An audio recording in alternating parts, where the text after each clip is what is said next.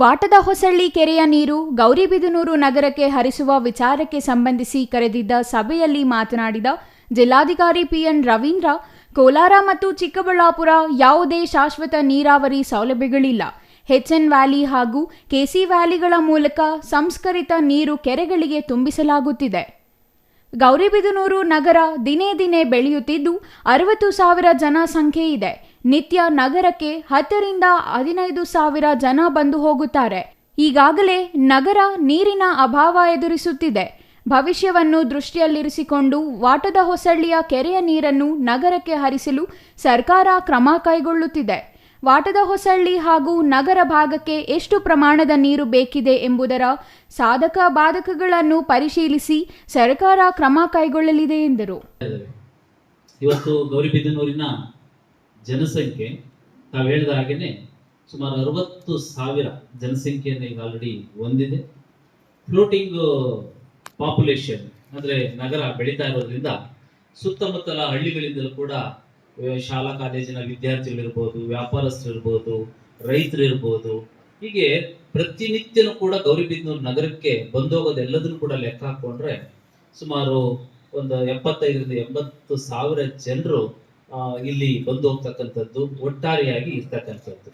ಹೀಗಾಗಿ ನೀರು ಅಂತಕ್ಕಂಥದ್ದು ತುಂಬಾ ಅತ್ಯವಶ್ಯಕವಾಗಿರ್ತಕ್ಕಂಥ ಒಂದು ಅಮೂಲ್ಯವಾಗಿರ್ತಕ್ಕಂಥ ವಸ್ತು.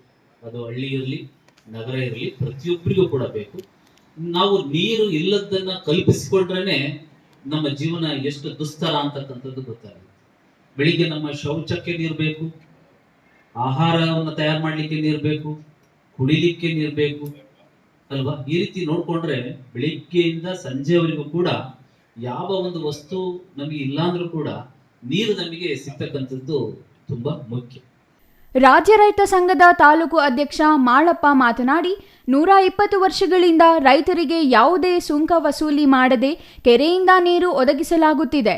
ಕೆರೆಯ ನೀರು ಈ ಭಾಗಕ್ಕೆ ಸೀಮಿತ ಎಂದು ಬ್ರಿಟಿಷ್ ಆಡಳಿತದ 1930ರ ಅವಧಿಯಲ್ಲೇ ತೀರ್ಮಾನವಾಗಿದೆ. ಗುಡಿಬಂಡೆ ಕೆರೆ ತುಂಬಿದಲ್ಲಿ ವಾಟದ ಹೊಸಳ್ಳಿ ಕೆರೆಗೆ ನೀರು ಬರಲಿದೆ. 1800 ಹೆಕ್ಟೇರ್ ಜಮೀನಿಗೆ ನೀರು ಹರಿಯುತ್ತದೆ. ಈ ಭಾಗದಲ್ಲಿ ಯಾವುದೇ ನದಿ ನಾಲೆಗಳಿಲ್ಲ. ಈಗ ಏಕಾಏಕಿ ನೀರನ್ನು ನಗರಕ್ಕೆ ಹರಿಸಿದರೆ ನಮಗೆ ತೊಂದರೆಯಾಗುತ್ತದೆ ಎಂದರು. ಆ ಸಂದರ್ಭದಲ್ಲಿ ಗುಡಿಬಂಡೆ ಕೆರೆ ಕಟ್ಟಿದಂಥ ಸಂದರ್ಭದಲ್ಲಿ 1930ರಲ್ಲಿ ಒಂದು ಆದೇಶ ಹೊರಡಿಸಿರ್ತಾರೆ. ಅಕ್ಟೋಬರ್ ಅಲ್ಲಿ ಕೆರೆ ಕೋಡಿ ಹೋಗಿ, ಗುಡಿಬಂಡೆ ಕೆರೆ ಕೋಡಿ ಹೋದ್ರೆ ಆ ಹೋದಂಥ ನೀರನ್ನು ನಮಗೆ ಸಪರೇಟ್ ಆಗಿ ನಮ್ಮ ಕೆರೆಗೆ ತುಂಬಿಸ್ಕೊಳ್ಳೋಕ್ಕೆ ಒಂದು ಆದೇಶ ಕೊಟ್ಟಿರ್ತಾರೆ ಸರ್. ಸೊ ಆ ಆದೇಶ ನಾವು ಮುಂದಿಟ್ಕೊಂಡು ಕಳೆದ ಒಂದು 4 ಸಲ ಗುಡಿಬಂಡೆ ಕೆರೆ ತುಂಬದಾದ ಸಂದರ್ಭದಲ್ಲಿ ನಾವು ದೊಡ್ಡ ಹೋರಾಟ ಮಾಡಿ ಅಲ್ಲಿ ನೀರನ್ನು ತಂದು ನಮ್ಮ ಕೆರೆ ತುಂಬಿಸ್ಕೊಂತೀವಿ. 70% ನಮ್ಗೆ ಅದೇ ಕೆರೆ ನೀರು ಬರುತ್ತೆ ಸರ್. ಗುಡಿಬಂಡೆ ಕೆರೆಯಿಂದ ಸರ್, ಗುಡಿಬಂಡೆ ಕೆರೆಯಿಂದ ಬರುತ್ತೆ. ಈಗೇನಾಗುತ್ತೆ ಅಂದರೆ, ಈಗ ನಾವು ಏಕಾಏಕಿ ನಗರಕ್ಕೆ ಕುಡಿಯಲಿಕ್ಕೆ ನಾವೇನನ್ನ ನೀರು ಕೊಟ್ಟಂಥ ಸಂದರ್ಭದಲ್ಲಿ ಆ ಒಂದು ಆದೇಶ ರದ್ದು ಮಾಡ್ತೀವಿ ಅನ್ನೋ ಒಂದು ಮಾತು ಕೂಡ ಕೇಳ್ತಾ ಇದೆ. 59 ಅಡಿ ಇರುವ ಕೆರೆಯಲ್ಲಿ ಈಗ 19 ಅಡಿ ಹೂಳು ತುಂಬಿದೆ. ಈ ಬಗ್ಗೆ ಸಣ್ಣ ನೀರಾವರಿ ಇಲಾಖೆ ಅಧಿಕಾರಿಗಳಿಗೂ ತಿಳಿಸಲಾಗಿದೆ. ಎತ್ತಿನಹೊಳೆ ಯೋಜನೆ ಅವೈಜ್ಞಾನಿಕ, 24,000 ಕೋಟಿ ರು ಹಣ ವ್ಯರ್ಥ ಮಾಡಲಾಗುತ್ತಿದೆ ಎಂದು ತಜ್ಞರು ಹೇಳುತ್ತಿದ್ದಾರೆ.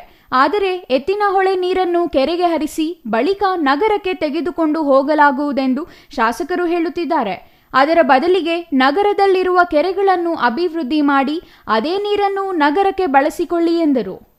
ನಮ್ಮ ಕೆರೆ 54 ಅಡಿ ಎತ್ತರ ಇರತಕ್ಕಂಥ ಕೆರೆ, 43 ಅಡಿ ನೀರು ತುಂಬುತ್ತೆ ಸರ್. ಅದು ತುಂಬಿದ್ರೆ ಕೋಡಿ ಹೋಗುತ್ತೆ.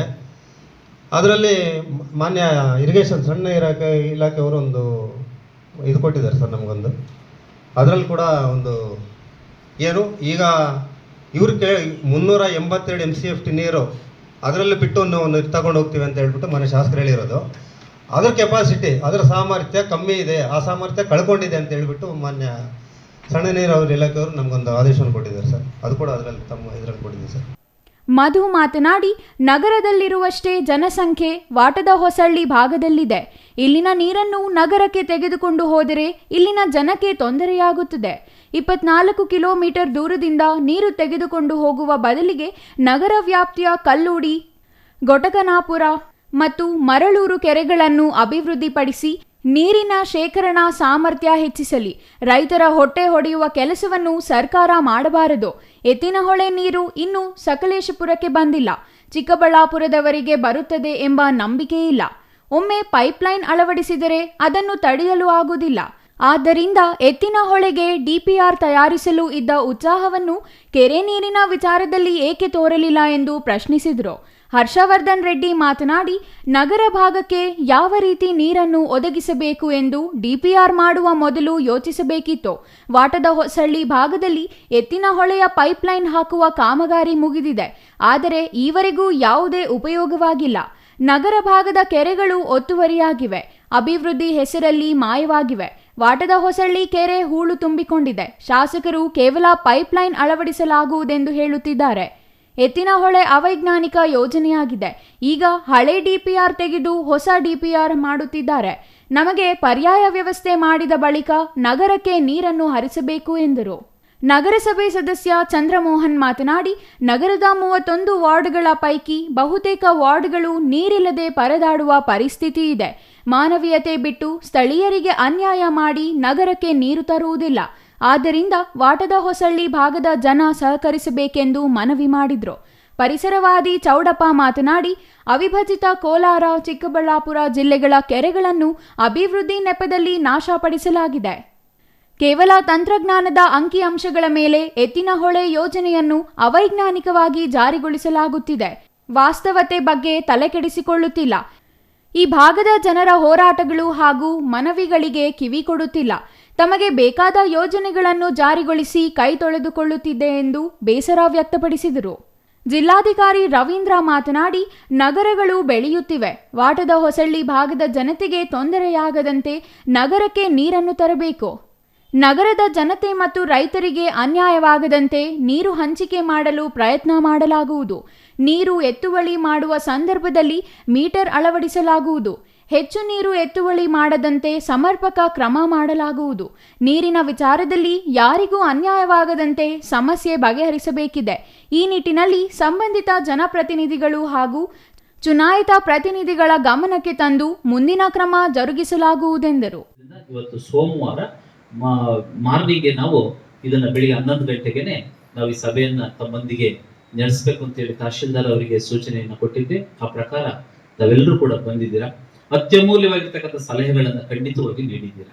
ಏಕೆಂದ್ರೆ ನೀರನ್ನ ಬಳಕೆ ಮಾಡ್ತಕ್ಕಂಥದ್ದು, ನೀರನ್ನ ಹಂಚಿಕೆ ಮಾಡ್ತಕ್ಕಂಥದ್ದು ಬಹಳ ಮುಖ್ಯವಾಗಿರುತ್ತೆ. ಹಾಗಾಗಿ ಈ ಎತ್ತಿನಹೊಳೆಯ ನೀರನ್ನ ಏನೀಗ ಅಮೃತ್ 2.0 ನಾವು ತಗೊಳ್ತಾ ಇರೋದು ಸ್ಕೀಮ್. ಅಮೃತ್ 2.0 ಅಂತಕ್ಕಂಥ ಒಂದು ಸ್ಕೀಮ್ ಏನಿದೆ ಅದರ ಅಂಡರ್ ನಲ್ಲಿ ನಾವೀಗ ನಗರಸಭೆಗೆ ನೀರಿನ ಸೌಲಭ್ಯವನ್ನ ಕಲ್ಪಿಸಲಿಕ್ಕೆ ಅಲ್ಲಿಂದ ಲಿಫ್ಟ್ ಮಾಡುವಂಥದ್ದು ಮತ್ತು ಪೈಪ್ಲೈನ್ ಮಾಡೋಂಥ ಕೆಲಸ ಏನಿದೆ ಅದನ್ನ ಮಾಡ್ಕೊಳ್ಬೇಕಿರ್ತಕ್ಕಂಥ ಒಂದು ಉದ್ದೇಶ ನಾವು ಹೊಂದಿರ್ತಕ್ಕಂಥದ್ದು. ಈ ಒಂದು ಸಂದರ್ಭದಲ್ಲಿ ತಾವೆಲ್ಲರೂ ಕೂಡ ಹೇಳಿದ ಹಾಗೆ ನಮ್ಮ ಕೆರೆಗೆ ಮೊದಲು ಎತ್ತಿನಹೊಳೆಯ ನೀರಿನ ಸೌಲಭ್ಯವನ್ನ ಕಲ್ಪಿಸ್ತೀವಿ ಎಂಬತಕ್ಕಂಥದ್ದು ಮೊದಲು ಇತ್ಯರ್ಥ ಆಗ್ಬೇಕು ಅನ್ನೋದು ಒಂದು ಮಾತನ್ನ ನೀವು ಮೊದಲು. R Manjunath, CTV news, Gauribidanur.